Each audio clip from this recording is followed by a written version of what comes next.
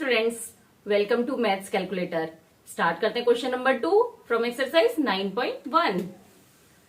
Find the area of each of the following triangles. अब हमें यहाँ पे एरिया निकालना है किसका? ट्राइंगल का। तो ट्राइंगल का एरिया का क्या फॉर्मूला होता है? Half multiplied base into height. Parallelogram का जैसा अभी निकाल रहे थे, बेस इंटू हाइट, ट्रायंगल का उसका हाफ कर देंगे। तो देखते हैं यहाँ पे क्या है। बेस क्या है? 4 centimetre multiplied by height 3 centimetre.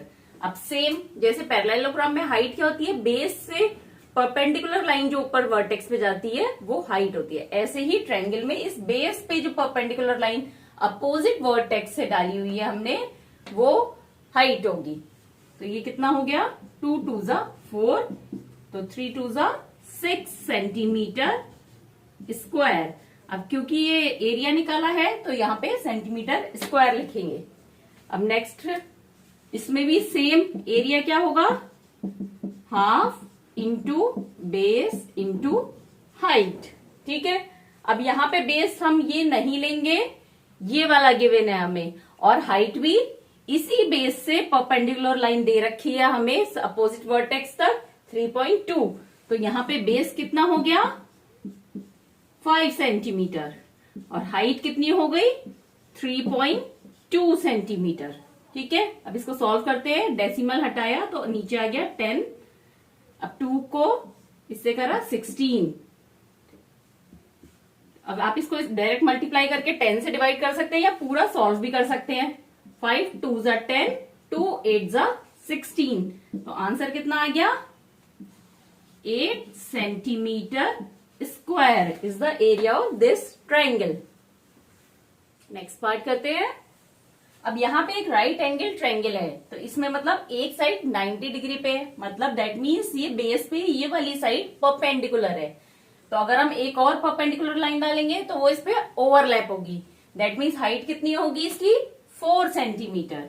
तो यहाँ पर एरिया हो गया half into base into height. तो बेस गिवन है 3 centimetre multiplied by height 4 centimetre. यहाँ पे ध्यान रखिएगा ये राइट एंगल ट्रायंगल है, इसीलिए हमने इसकी साइड को हाइट की तरह लिया है, क्योंकि साइड जो है वो खुद ही बेस पे परपेंडिकुलर है।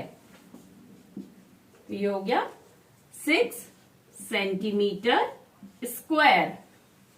अब नेक्स्ट लास्ट पार्ट पर आते हैं। अब यहाँ पे देखिए ये हमारा ट्रायंगल दिया है, इसमें बेस कितना है? देखिए पहले हम लिखते हैं area equal to half into base into height. Right, ये फॉर्मूला होता है हमारा। अब हाफ इंटू बेस हमारे को दिया है 3 सेंटीमीटर।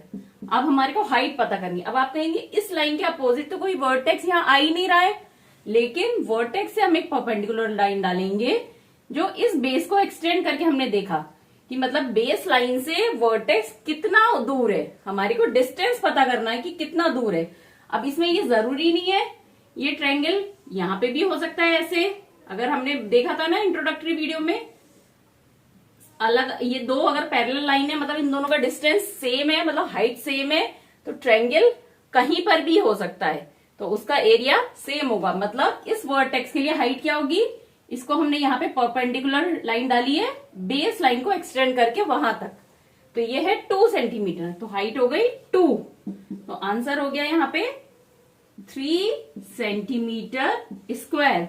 जरूरी नहीं है कि वो परपेंडिकुलर लाइन आपका जो ट्रायंगल है उसके अंदर ही आए, आपको सिर्फ हाइट पता करनी है, मतलब कितना दूर है वर्टेक्स बेस से।